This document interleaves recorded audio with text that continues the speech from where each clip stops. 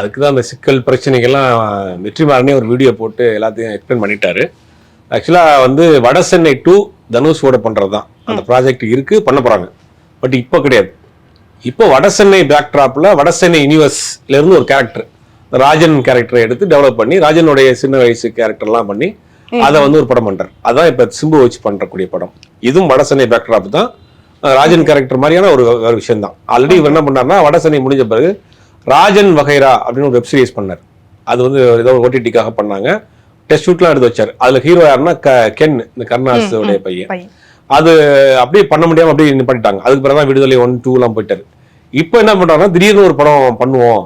ஆக்சுவலாக வாடிவாசல் இப்போதைக்கு ட்ராப் ஆன பிறகு அந்த டேட் இருக்கு ப்ரொடியூசர் தானுட்ட. அப்போ அதை வச்சு ஏதாவது படம் பண்ணணும் அப்படின்னே வாடிவாசல் பண்ணே அவள் சூர்யா வச்சு ஒரு படம் தனியாக வேற டேரக்டரை வச்சு வெற்றிமாறன் வச்சு வேற ஒரு படம் பண்ணுவோம்னு பிளான் பண்ணுறப்ப ஆல்ரெடி சிம்பு டேட் இருக்கு. அப்போ வெற்றிமாறன் சிம்பு காம்பினேஷனில் ஒரு படம் பண்ணுவோன்னு ப்ரொடியூசர் பிளான் பண்ணுறாங்க. அதுக்காக மீட்டிங் நடக்குது. ரெண்டு ஓகே பண்ணுறாங்க. ஒரு இமீடியட்டாக ஒரு ஷார்ட் டைம் ப்ராஜெக்டாக பண்ணணும் அப்படிங்கிறப்ப அதை ராஜன் வகைரா பண்ணலாம்.